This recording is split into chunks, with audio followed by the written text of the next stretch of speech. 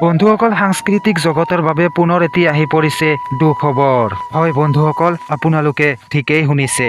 এই মুহূৰ্তত আহি পৰিছে অন্য এটি বেয়া খবৰ। নমস্কাৰ বন্ধুসকল, কি খবৰ? আশা কৰোঁ সকলোৱে ভালে আছে। পুনৰ এটি নতুন ভিডিঅ'লৈ আপোনালোকক সকলোকে স্বাগতম জনাইছোঁ। বন্ধুসকল, ইটোৰ পিছত সিটোৰ দুখৰ খবৰে জোকাৰি গৈছে সমগ্ৰ অসম। অসমৰ জনপ্ৰিয় কবি জোনমণি দাসৰ মৃত্যু হয়।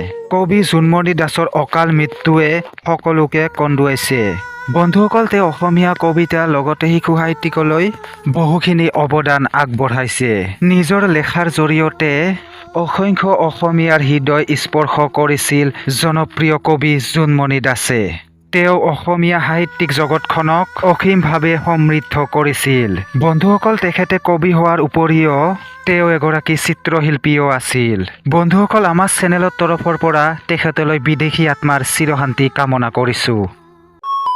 বন্ধুসকল, আজিৰ ভিডিঅ'টো ইমানেই। ভিডিঅ'টো যদি ভাল লাগিছে এটা লাইক কৰি দিব আৰু লগতে যদি চেনেলটো এতিয়ালৈকে ছাবস্ক্ৰাইব কৰা নাই ছাবস্ক্ৰাইব কৰি ৰাখক আৰু যদি কিবা ক'ব লগা থাকে তলত কমেণ্ট বক্সত জনাব।